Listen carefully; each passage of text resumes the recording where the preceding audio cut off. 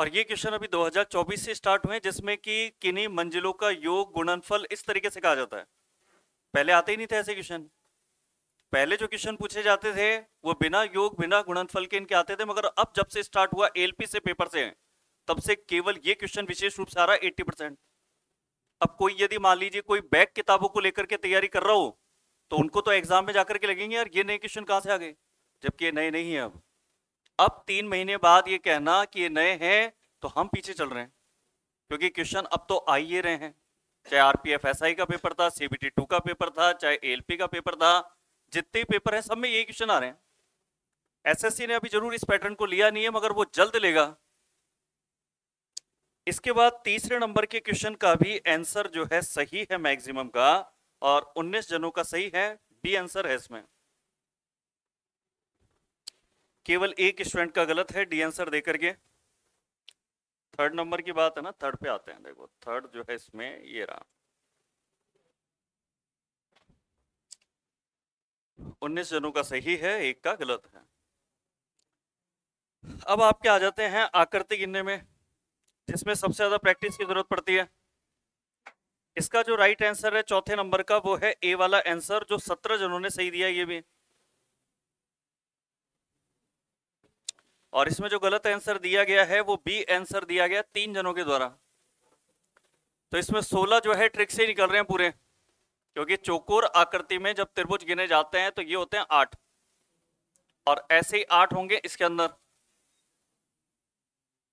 तो ट्रिक वाला क्वेश्चन था 8 और 8 16 आएंगे, इसके अलावा कुछ थे नहीं इसके अंदर। इसके नीचे 5वें नंबर के क्वेश्चन में आंसर में फर्क पड़ेगा, क्योंकि यहां है 10 जनों का सही और 10 जनों का गलत। यहां है दिक्कत।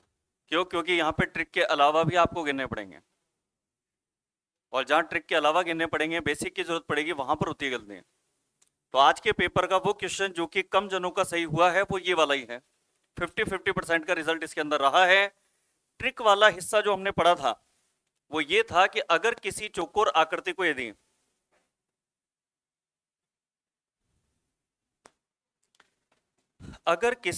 चौकोर आकृति में कुछ खाने हों, तो जितने खाने होते हैं ना उसके दोगुने त्रिभुज होते हैं। इस चौकोर आकृति में खाने हैं 6, तो त्रिभुजों की जो संख्या है वो होगी 12, और 12 इसमें भी होगी। 12 12 24 तो ये हो गए। 24 के बाद अब जहां गलती होती है वो ये होती है कि ये दोनों जो ट्रिक वाले बॉक्स थे इनको अलग अलग गिना भी। अगर इन दोनों के ज्वाइंट होने से कोई त्रिभुज बन रहे होंगे तो वो भी तो लेंगे अपन। और ज्वाइंट होने से जो त्रिभुज बनेंगे वो बनेंगे आपके, एक तो जैसे इस वाली लाइन पर इन दोनों को ज्वाइंट करने पर। यही छूटा था ना आपका, ये जिनके 27 आंसर आ रहा है उनके कौन सा छूटा था। अगर मैं वैसे ही सेंस लगाऊं कि कौन सा छूटा होगा, तो मेरे हिसाब से ये छूटा होगा एक तो, और एक इसके बगल में ये छूटेगा, तो फिर ये तो छूटेगा छूटेगा। ये डबल के पेयर में चलते हैं, ये एक मिलेगा तो दोनों अपने आप मिल जाएंगे। और उसके बाद जो शायद मेरे हिसाब से कम है चांसेस छूटने के, उनमें है ये वाला, तो शायद कर लिया होगा, और एक ये भी कर लिया होगा, और इस वाले को गिनने में भी कोई दिक्कत नहीं आई होगी।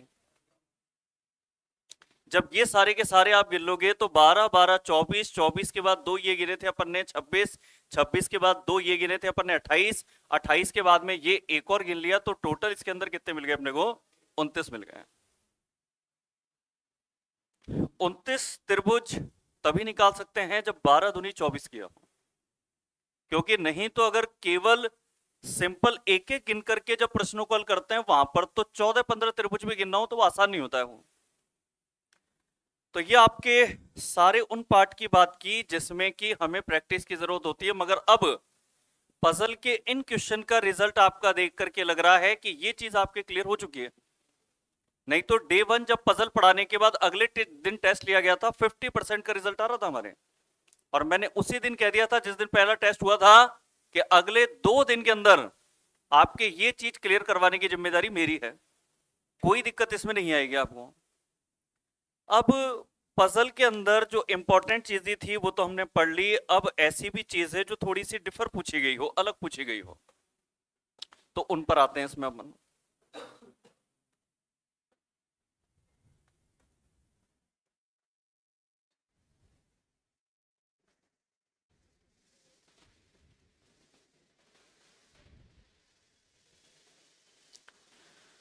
तो पजल टेस्ट में इंपॉर्टेंट पजल बिल्डिंग और डेज हैं। सेकंड नंबर पे जानकारी पजल जो लगभग आएगा 5 व्यक्तियों पर, और एक पजल पैटर्न ऐसा और है जो आरएस, आईएएस, रेलवे, एसएससी, पटवारी सब एग्जाम में पूछा गया, मगर वो दिखने में पजल जैसा लगता ही नहीं है। वो पजल से मिलता जुलता क्वेश्चन है मगर डिफरेंट क्वेश्चन है, अलग क्वेश्चन है, और उस क्वेश्चन को पूरा पढ़ करके अगर सोच के जवाब दिया जाए तो वहां पर वो क्वेश्चन काफी टफ लगता है या टाइम टेकिंग लगता है, जबकि वो क्वेश्चन है देखते हल होने वाला क्वेश्चन जो बहुत बार रिपीट हुआ और इतने एग्जामों के मैंने नाम लिए। वो क्वेश्चन आपके इस तरीके से आता है जिसमें किन्हीं व्यक्तियों को जानकारी के साथ संयोजन के रूप में चुनना होता है हमें। तो क्वेश्चन सामने दिखा करके बात करता हूं तो क्वेश्चन आपके इस तरह के पूछे गए हैं जिसमें कुछ व्यक्तियों के नाम है, मगर ऐसा नहीं है जैसे कि पहले के प्रश्नों में थे कि 5 व्यक्तियों के नाम दे दिए और उनके बारे में जानकारी दी गई। यहां पर 4 शर्तें हैं जिनमें कौन से व्यक्ति किस खेल को पसंद करते हैं, और इस बार पहले के पजल की तरह नहीं है कि एक व्यक्ति एक खेल को पसंद करता है दूसरा दूसरे खेल को। ये पजल वैसा पजल नहीं है। फिर ये यहां पर कई व्यक्तियों के लिए खेल की पसंद यहां पे लिखी गई, तो क्रिकेट पुनीत ही नहीं और भी कई व्यक्तियों के लिए लिखा हुआ कि इसको भी पसंद है। अब इस प्रश्न को हल कैसे करना है? जब भी ऐसा प्रश्न देखो दोबारा कभी, तो इसको ऐसे पढ़ना नहीं है अपने को, इस तरीके से शुरुआत से नहीं पढ़ना है अपने को। फिर इसको कैसे पढ़ना है?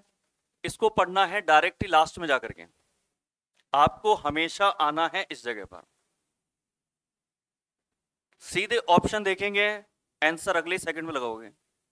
इसने पूछा था कि इन शर्तों के अनुसार कौन ऐसा व्यक्ति है राखी, जगजीत, पुनीत, कौशल में से जो कि क्रिकेट भी, बास्केटबॉल भी और बैडमिंटन भी खेलता हूं। तो यहां हम आएंगे कि क्या भाई कौशल ऐसा व्यक्ति है क्या? तो कौशल के बारे में यहां पर चारों में से केवल एक ही लाइन है जिसको, एक नहीं 2 लाइनें हैं जिनको पढ़ के तय कर सकते हैं कि क्या कौशल वो व्यक्ति है जिसको तीनों खेल पसंद है। तो दोनों पढ़ लेते हैं। ऊपर लाइनों में लिखा है क्या तीनों खेल पसंद उसके लिए? तो कौशल के लिए एक तो रग्बी लिखा था, क्रिकेट लिखा था और बैडमिंटन लिखा था, मगर हमें तो क्या भी चाहिए। तो ये तो वो व्यक्ति नहीं है, देखते पता लग गया। ऑप्शन पे जाते ही अगले पे गए, क्या जगजीत ऐसा व्यक्ति है जिसको ये तीनों खेल पसंद है जो इसने कहा? तो जगजीत पर आए। जगजीत की लाइनें कौन कौन सी है? जगजीत की ये दोनों लाइनें। क्या जगजीत को क्रिकेट पसंद है? बिल्कुल है। क्या बास्केटबॉल पसंद है? बिल्कुल है। क्या बैडमिंटन पसंद है? बिल्कुल है। तो जिस तरह की शर्तों के साथ में उस व्यक्ति को चुनाव करना था, तो वो व्यक्ति इनके अंदर जगजीत है, ये आंसर होगा। अगर ये यहां पर जगजीत यहां नहीं लिखा होकर के यहां लिखा होता तो भी कोई ज्यादा फर्क नहीं पड़ना। हम पुनीत को भी चेक कर सकते थे अगर सेकंड नंबर पे था। हालांकि अब अगर फर्स्ट में या सेकंड में आंसर मिल गया तो हम एग्जाम के अंदर आगे चेक करेंगे नहीं, मगर पुनीत को हम प्रैक्टिस के लिए अगर चेक करें तो पुनीत पर जो लाइन दी गई है वो ये दोनों थी, और दोनों लाइनों को पढ़ेंगे तो क्लियर हो जाएगा कि चाहे क्रिकेट इसको पसंद है, चाहे इसको बास्केटबॉल पसंद है, मगर जो एक और खेल चाहिए था बैडमिंटन, वो भी लिखा है क्या इसके लिए? नहीं लिखा, इसलिए ये आंसर होगा नहीं।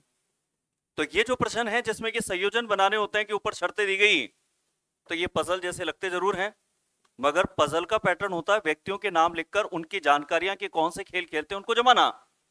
मगर उस तरीके से अगर यहां जमाओगे तो आपके लिखने वाला जो पैटर्न है उसमें बहुत टाइम चल जाएगा, और लिखने के बाद भी आपको आकर के उस टेबल को बार बार देख करके इन चीजों को समझना पड़ेगा, जिसके लिए टेबल नहीं बनाओगे तो भी यहां देख करके तुरंत आप निकाल सकते हो आप।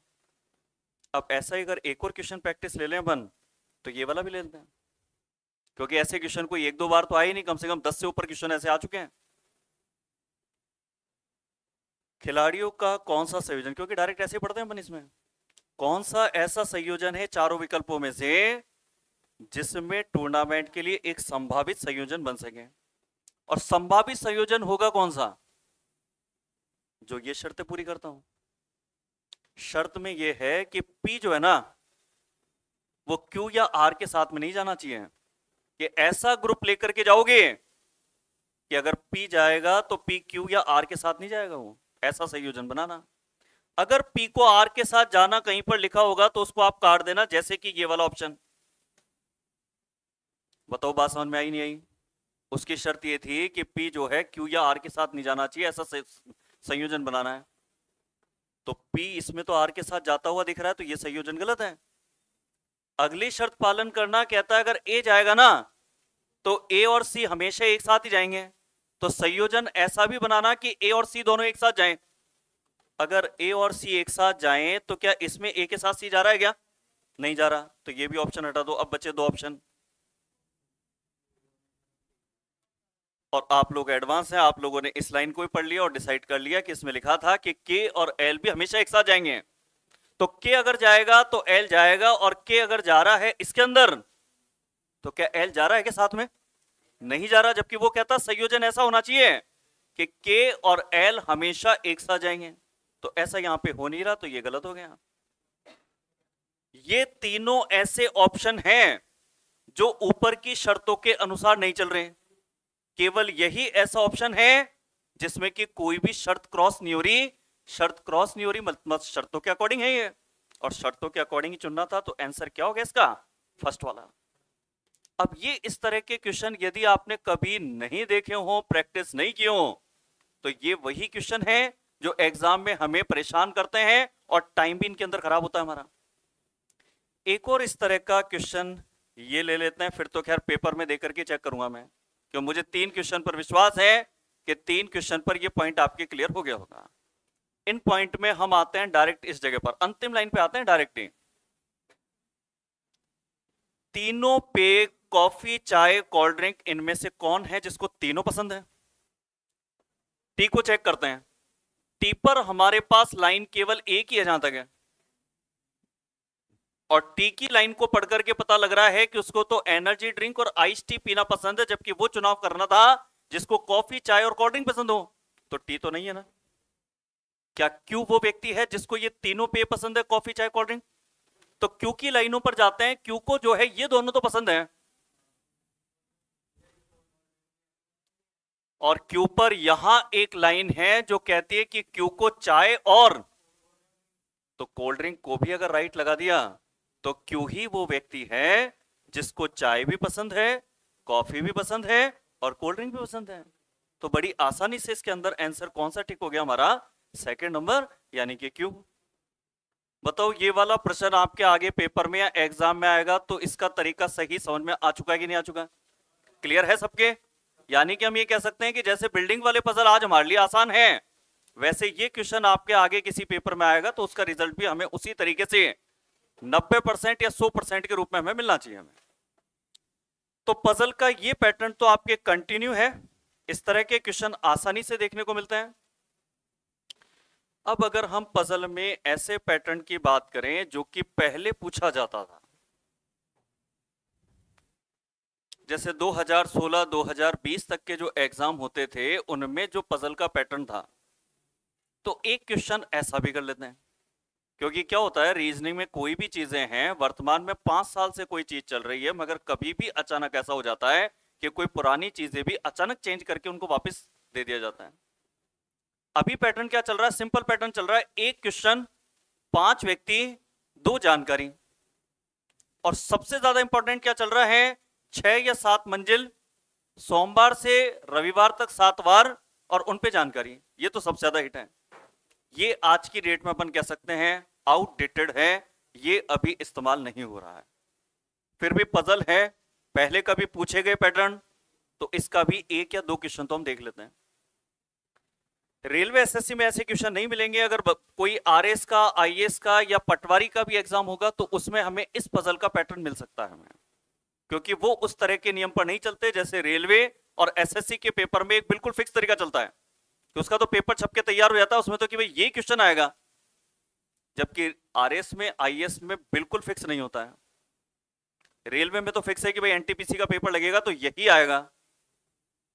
अब यदि हम इस पजल की बात करें तो यहां पर व्यक्तियों की संख्या हो गई है 7, और सिटिंग अरेंजमेंट में और पजल में अगर व्यक्तियों की संख्या एक भी बढ़ती है ना, 5 से 6 या 6 से 7, तो प्रश्न लेंथी हो जाता है, टाइम टेकिंग हो जाता है, बड़ा हो जाता है, उलझाने वाला हो जाता है। मगर जब व्यक्तियों की संख्या 7 पूछी जाती थी तो ऐसे समय पर जो क्वेश्चन पूछे जाते थे इस पर, वो पूछे जाते थे 3 से 5। तो बात वही है कि अगर पजल बनाने में टाइम लगेगा भी, तो आज की डेट में पूछे गए 3 पजल और उस समय का पूछा गया 1 पजल बराबर था। तो टाइमिंग अगर पजल में बनाने में टाइम में लगेगी भी, तो एक साथ 3 क्वेश्चन हल हो रहे हैं। तो यहां पर क्या करेंगे, जब पजल बनाएंगे तो इसमें जो है 7 व्यक्ति कहे तो पजल का पैटर्न तो यही होता है, जितने व्यक्ति हैं उनके नाम को हम स्टार्टिंग में लिख लेंगे। जैसे कि यहां पर कहता है कि ये व्यक्ति हैं विनय, मीना, तरुण, रहमान, करण, हरी और दीपाली। ये व्यक्ति हैं जिन पर जानकारी दी गई। अब इस जानकारी को अरेंज करते हैं तो यहाँ पर प्रत्येक के अलग अलग तो व्यवसाय बताए गए हैं और ट्रेन के 3rd टियर स्लीपर बर्थ में यात्रा कर रहे हैं। अलग अलग ये प्रोफेशन के नाम दे दिए और उनमें से 2 व्यक्तियों ने लोअर बर्थ ली हुई है, नीचे वाली सीटें हैं, 3 ने मिडिल वाली बर्थ ली है और 2 व्यक्ति ऐसे हैं 7 में से जिनके पास अपर बर्थ है। अब कौन से व्यक्ति अपर बर्थ में हैं, कौन डॉक्टर है, ये चीजें हम यहां पर अरेंज करेंगे दी गई शर्तों के साथ में। कहता है विनय जो कि इंजीनियर है। देखो है वाली जो लाइनें होती है उनको सबसे पहले बना लेना चाहिए, विनय जो कि इंजीनियर है। और साथ ही साथ ये कहता है अपर बर्थ पे नहीं है। जब क्वेश्चन ज्यादा हो तो क्रॉस 7 के साथ लगा सकते हो, क्योंकि हमें यहां पर सारी ही जानकारी जुटानी होगी। क्योंकि जब क्वेश्चन 3 से 5 पूछे होंगे ना, तो यहां पर हमें हर जानकारी चाहिए होगी। जबकि कल तक जो मैं क्लास में क्वेश्चन करा रहा था उसमें क्वेश्चन एक ही होता था, तो जैसे ही उस पूछे गए प्रश्न का उत्तर निकल जाता था तो हम पजल को कंप्लीट ही नहीं करते थे। मगर यहां हम पजल को कंप्लीट करेंगे हम। अब आगे क्या कहता है, कहता ये है कि अपर बर्थ पे तो ये नहीं है विनय। अब अपर पे नहीं होगा तो फिर 2 ही चॉइस बचती है, या तो मिडिल पे होगा या लोअर बर्थ पे होगा, क्योंकि 3 ही तरह की बर्थ थी। अगर अपर नहीं है तो या तो मिडिल होगा या लोअर होगा। अब यहां उसने एक ऐसी लाइन कही है जो बहुत लोगों के क्लियर नहीं होती, समझ में नहीं आती। रीजनिंग में ऐसी लाइनें रैंकिंग में भी आती है, सेटिंग में भी आती है, पजल में भी आती है, ब्लड रिलेशन में भी आती है। एकमात्र ऐसा व्यक्ति है, केवल यही व्यक्ति इससे बड़ा है, केवल यही व्यक्ति इन 2 व्यक्तियों के बीच में है।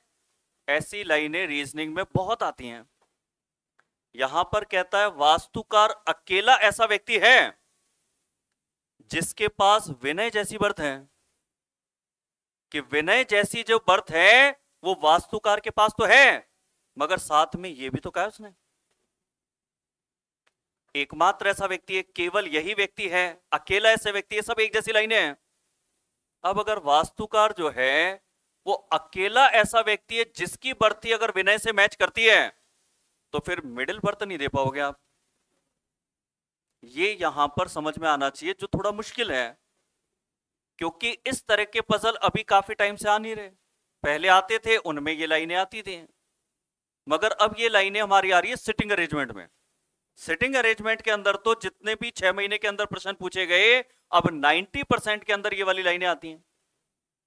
वापस चलो इस प्रश्न पे फोकस करते हैं। उसने कहा था वास्तुकार अकेला ऐसा व्यक्ति है जिसकी बर्थी विनय जैसी मैच करेगी।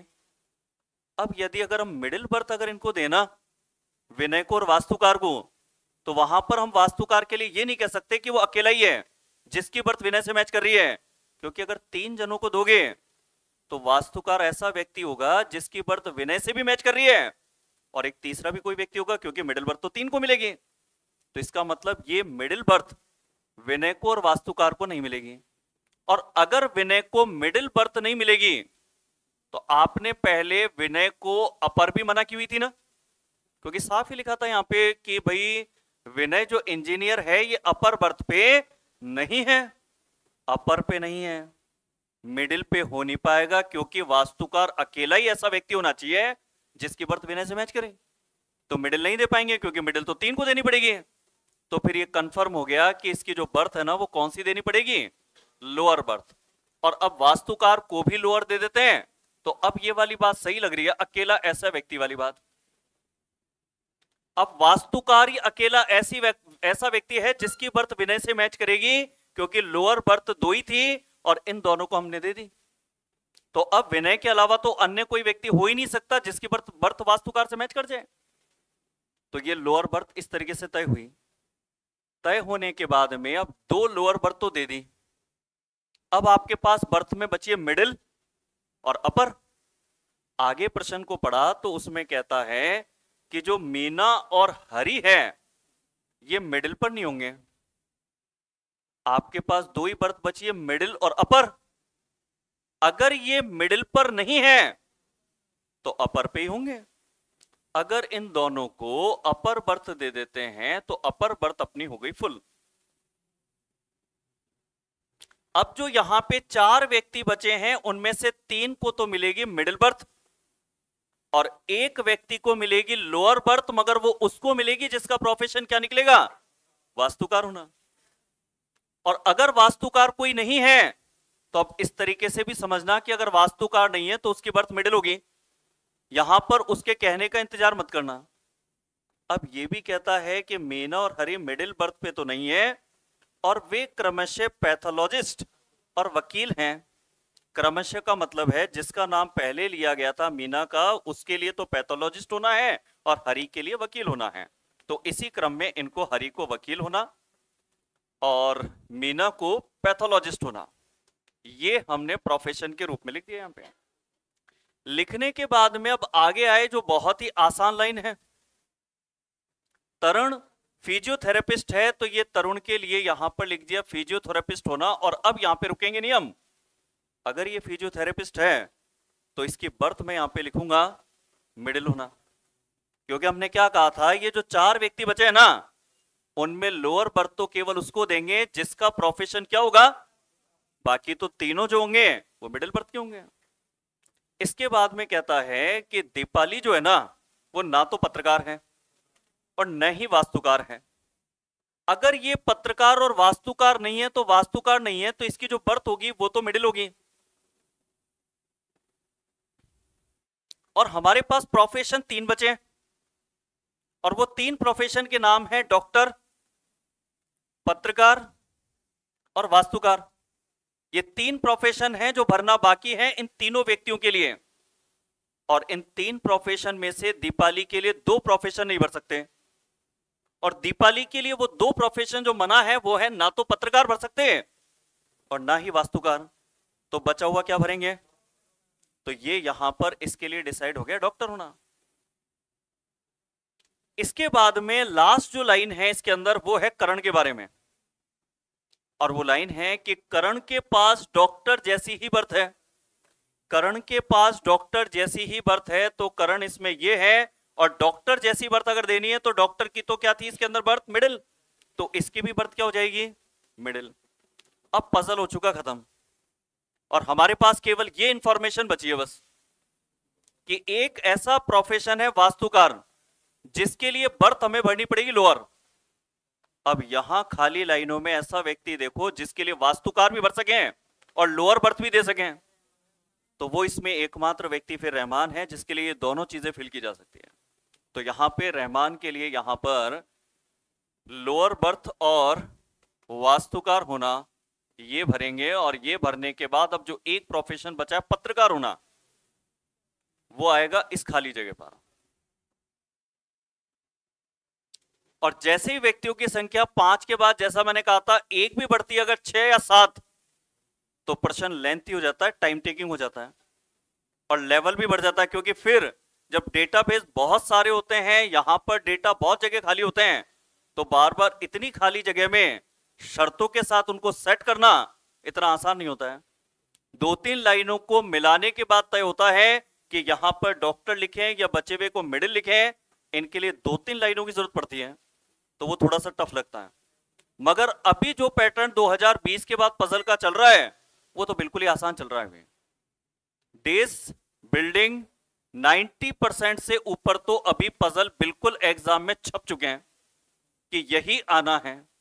अब जब हमें ये पता हो कि यही आना है और उसके बाद हम प्रैक्टिस करके नहीं जाएं तो हमारी कमी है।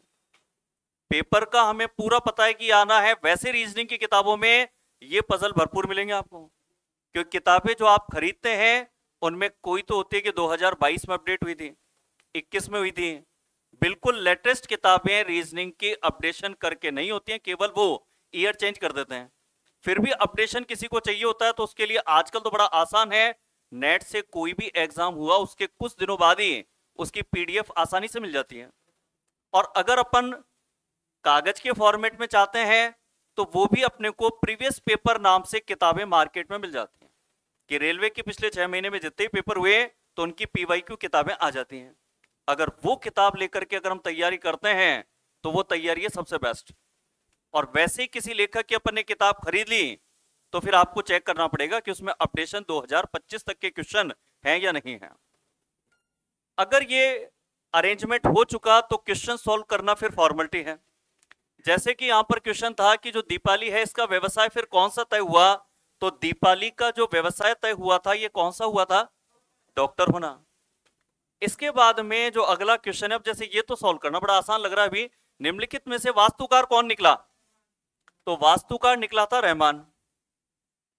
और इसके बाद फिर इसके अंदर क्वेश्चन पूछा गया था लास्ट में कि कौन है निम्नलिखित में से किस जोड़े के पास अपर बर्थ है। तो अपर बर्थ वाले जो दो लोग थे, एक तो अपर बर्थ मीना के पास है और एक अपर बर्थ हरि के पास है। तो मीना और हरि, यानी कि आंसर इसमें जाएगा फर्स्ट वाला। क्वेश्चन सॉल्व करना तो एक फॉर्मेलिटी होती है, मगर मेन चीज होती है पजल को बनाना। और पहले जो पैटर्न आ रहा था वो लेवल अच्छा था, क्योंकि उसमें व्यक्तियों की संख्या 7 होती थी पहले, और जब व्यक्तियों की संख्या 7 होती है तो पजल का लेवल बढ़ जाता है।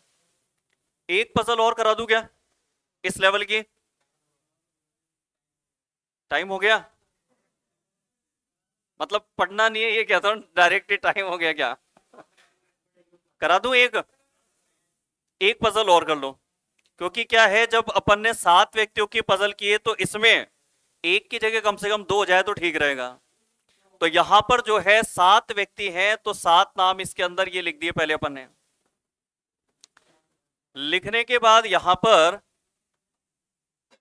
शहर और विषय दिए गए हैं, मगर डायरेक्ट आ जाते हैं यहां पर। अगर डायरेक्ट यहां पर आते हैं अपन तो 7 शर्तें हैं जिनको बनाना है, उनमें से जो शर्तें अच्छी लगती है उनको पहले बना लेंगे, और शर्तें वही अच्छी लगती है जिसमें ऐसे लिखा हो। व्याख्याता डी शिलोक का है, ऐसे लाइनें जो पॉजिटिव लाइनें हैं।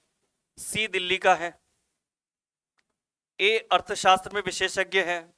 ये लाइनें अपनी पसंद की लाइनें होती है, पिछली क्लास में हमने पढ़ा था। पॉजिटिव जो लाइनें हैं वो सबसे पहले बना दो, लास्ट में 2-3 जगह बचेगी, उनके लिए ये वाली लाइनें काम करेगी, नहीं वाली। तो यहां पर अगर हम भरें तो यहां पर एक तो है व्याख्याता डी शिलोक का है, तो व्याख्याता डी जो है वो है शिलोक का। और ये भी कहता है आगे कि व्याख्याता सी दिल्ली का है, सी के लिए लिख दिया दिल्ली का होना। और साथ में ये भी कहता है कि समाजशास्त्र में विशेषज्ञ है, ये इसके लिए लिख दिया विषय समाजशास्त्र में ये है विशेषज्ञ है। 2 लाइनें तो हमने बना दी ये दोनों। बी के लिए बनाने का फायदा नहीं, क्योंकि नई वाली लाइन है।